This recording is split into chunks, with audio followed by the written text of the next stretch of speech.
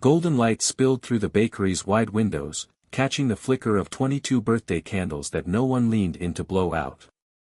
In the corner, the CEO's paralyzed white daughter sat in silence, her hands resting on the armrests of her wheelchair. The bell over the door rang.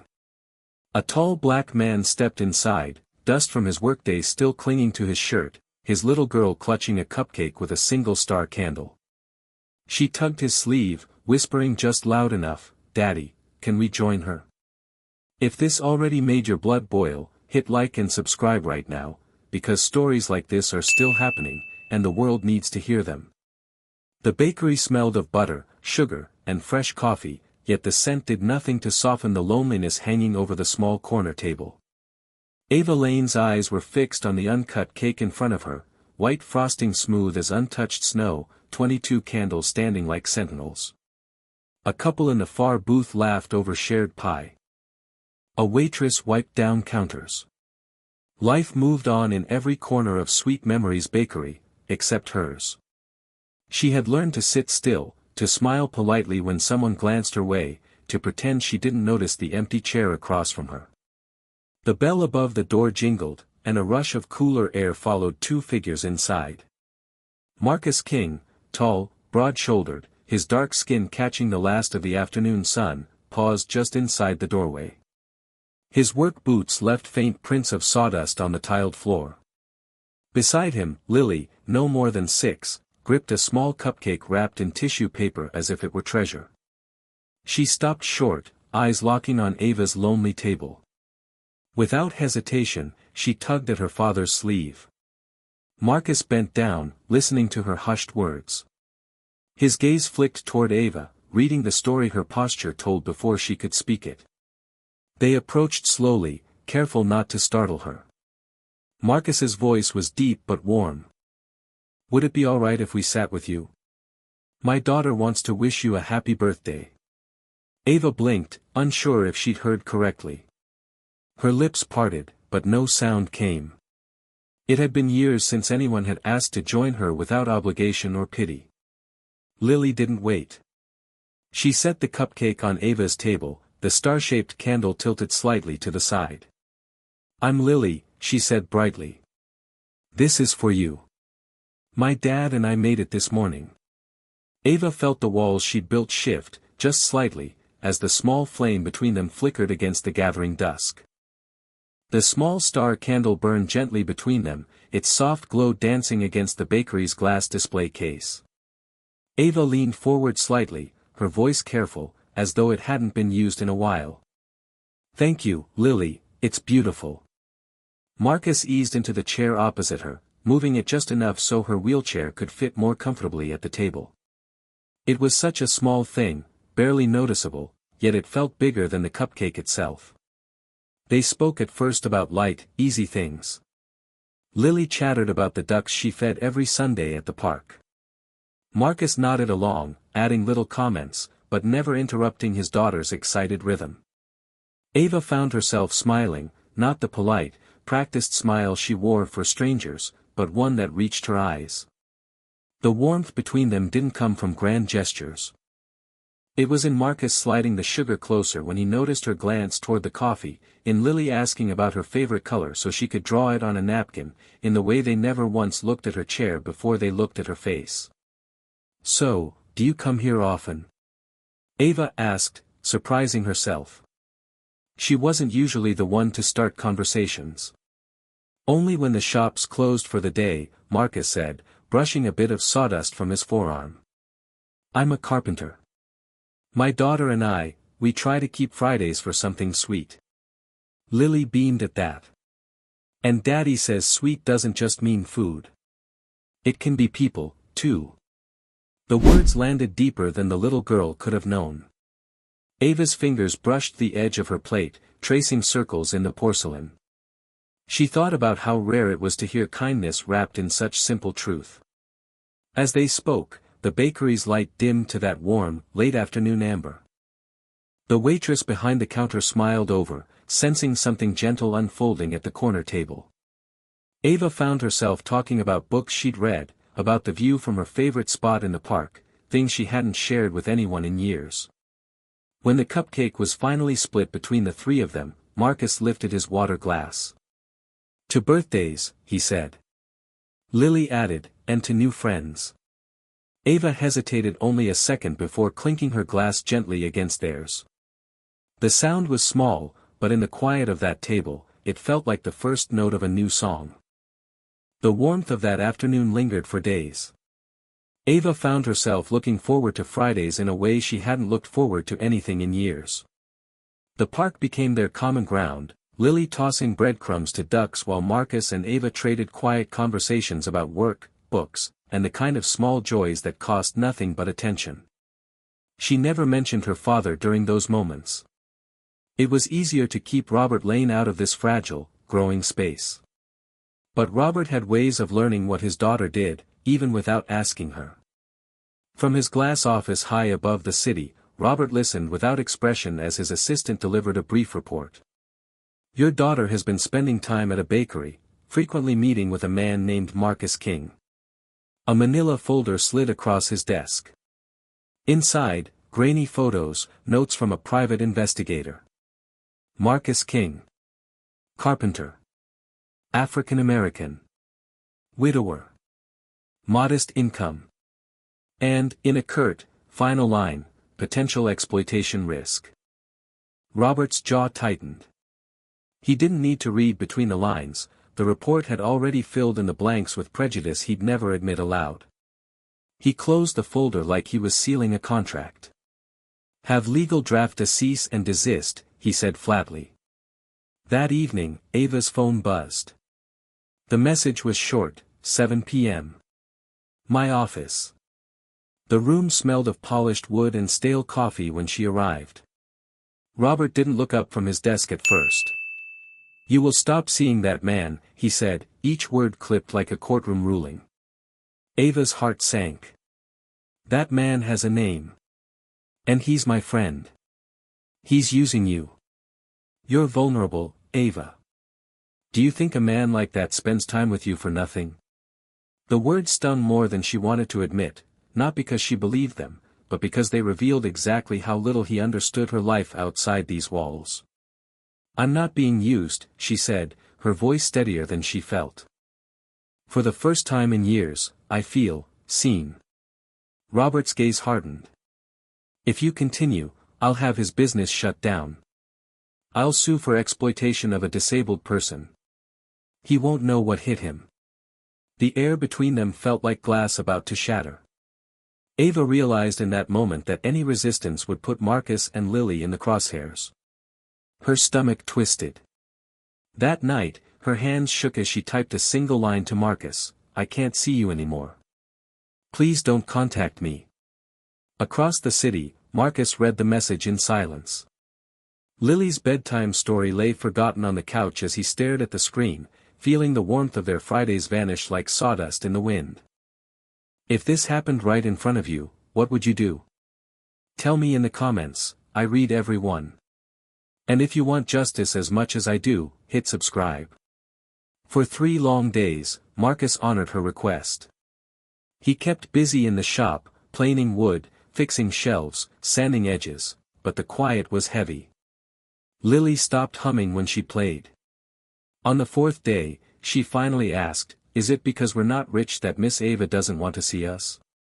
Marcus swallowed hard. "No, baby. It's not that." But the question lingered, stinging like an open splinter. That afternoon, he drove to the Lane estate. The gates rose high and cold, iron bars casting shadows across the driveway. A security guard stepped forward. "Sorry, sir. You're not on the list." Marcus tried reason, but the guard's eyes didn't soften. "Orders from above." Lily pressed her face between the bars. "Miss Ava, we miss you. Please come back." Inside, Ava heard the voice before she saw the gate. Each word hit like a heartbeat she'd forgotten she had. She wheeled herself toward the nearest window and saw them, 2 small figures against the enormity of her father's fortress. Marcus's hand rested on Lily's shoulder, protective but gentle. Her father's rules had kept her in expensive rooms, but never made her feel at home. That sight outside the window, that was home. She turned away from the glass, her pulse quickening. The service elevator was at the far end of the hallway, a place she hadn't been in years. Its brushed metal door reflected her determined face as she pressed the call button. When the doors slid open, a faint smell of oil and old wood filled the air. She remembered being a little girl, sneaking rides with Maria the cook to the kitchen for stolen cookies. Maria was there now, her hair streaked silver, apron dusted with flour. She took one look at Ava's expression and understood. Without a word, she reached past her, unlatched the lock, and whispered, "Be happy, mija." Ava rolled through the kitchen, past the cast iron pan still warm, through the scent of cinnamon and butter, out the back door into the rain. Her wheels cut through puddles, water splashing against her dress, her arms burning from the effort.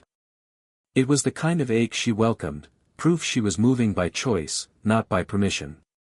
Streetlights blurred in the downpour as she turned toward the bakery. Every push of her wheels was a refusal to live behind her father's walls another day. The bell over the bakery door jingled just as Mrs. Ruiz was wiping down the front counter.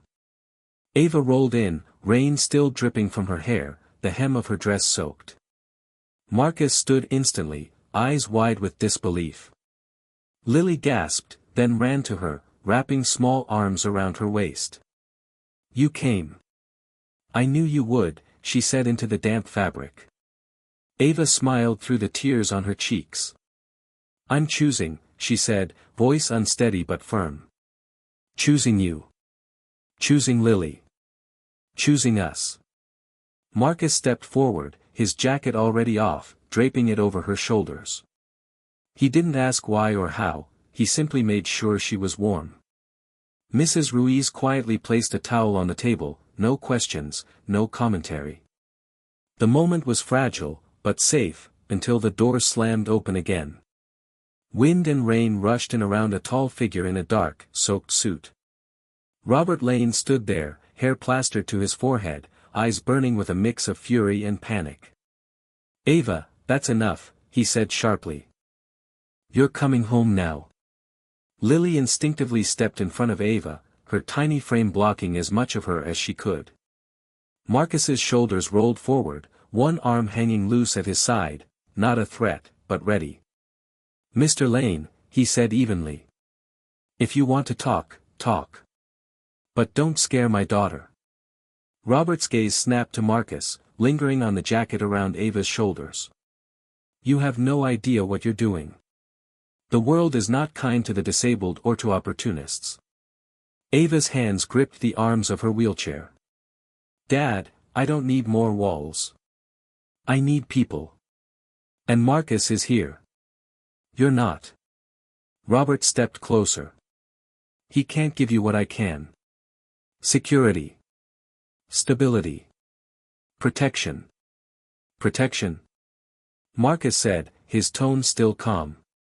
"If that means threatening to destroy my shop just to keep us apart, I think your definition's wrong."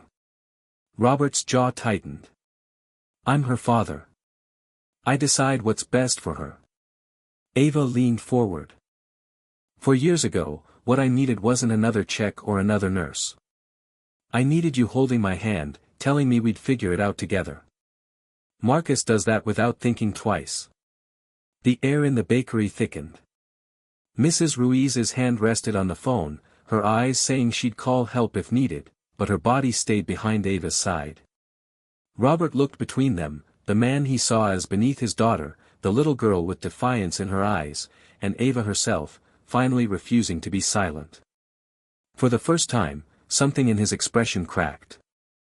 Robert's eyes stayed locked on Ava's, and for the first time in years, he wasn't speaking like a CEO.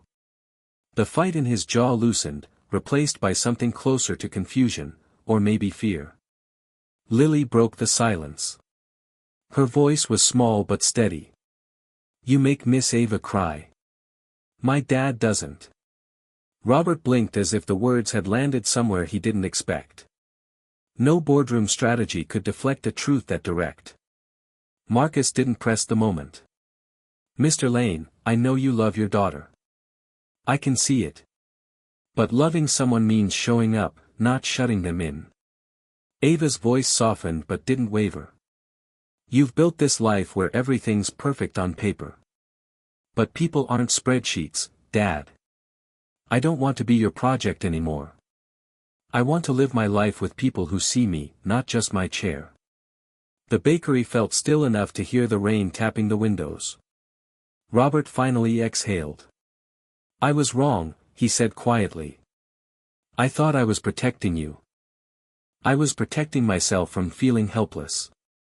He looked at Marcus, his gaze no longer sharp but measuring. If you're willing. I'd like to try. To be here, the right way. Marcus gave a slow nod. One day at a time. That's how I raise my daughter. It's how we can do this. Mrs. Ruiz stepped forward with 3 mugs of cocoa, setting them down like an unspoken peace offering. Lily, sensing the change, climbed onto the bench beside Ava. That day became the start of something new. Robert proposed a small commitment, 10 minutes a day, no phones, no meetings, just being present. At first, it was awkward, long silences, unsure glances, but slowly, those minutes grew comfortable. Weeks turned into months. Robert showed up at the park to count ducks with Lily. He visited Marcus's workshop, learning the feel of a hand plane. He and Ava spoke more about nothing and everything, without a single contract between them. When Ava and Marcus decided to marry, there was only one place that felt right, Sweet Memories Bakery. On the day, Robert walked his daughter down the widened aisle they had built together, his hand light on her shoulder. And when he sat at that same corner table afterward, watching them laugh with Lily, his eyes softened in a way even he hadn't thought possible. The months that followed had their share of stumbles, but presence had become habit. Robert delegated more at work, showing up for therapy sessions, park days, and the small, ordinary moments Ava had once learned to live without. One afternoon, Marcus sketched plans for a new ramp at the bakery. Not just here, Ava suggested. What if we did this for other places? That idea became the Sweet Ramp Project. Once a month, Marcus's crew would build ramps for small businesses, free of charge. Robert handled permits and inspections, Ava coordinated needs with shop owners. Lily handed out cookies at every build, declaring herself quality control. Their first project was a corner bookstore owned by a retired teacher. The woman's voice trembled as she said, I've wished for this since my husband needed a wheelchair. He's gone now, but others will still be able to come. Marcus measured the incline, Robert checked the bolts, Ava took the first roll up the smooth surface. Lily ran alongside, counting, 1, 2, 3, smooth as butter. By evening, they were back at the bakery, the new ramp fresh in their minds. The corner table was waiting, just like that first day. It was Ava's birthday again, 1 year since Marcus and Lily had walked through the door and changed everything. This time, the cake sat in the middle of a crowded table. Marcus's hand rested lightly on hers, Lily grinned from across the frosting, and Robert leaned in close enough to catch the candlelight in his eyes. Mrs. Ruiz brought out an extra plate for herself, shaking her head with a smile. No one eats cake alone, she said, the phrase now a promise as much as a memory. The candles glowed against Ava's face as she looked around the table. I made the same wish last year, she admitted. Not to be alone anymore. And now? I think the wish came true more than I imagined. Marcus raised his glass. To wishes.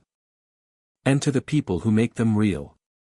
They all clinked together, cocoa, water, and coffee, the sound bright against the hum of conversation around them. Outside, the rain had stopped, leaving the streets shining under the evening lights. Ava took a slow breath, the warmth of the room settling deep in her chest. Whatever storms came next, she knew she wouldn't face them alone. Not anymore. If you believe this should never happen again, share this now. And to my USA, UK, and Canadian viewers, your voice is power. Use it.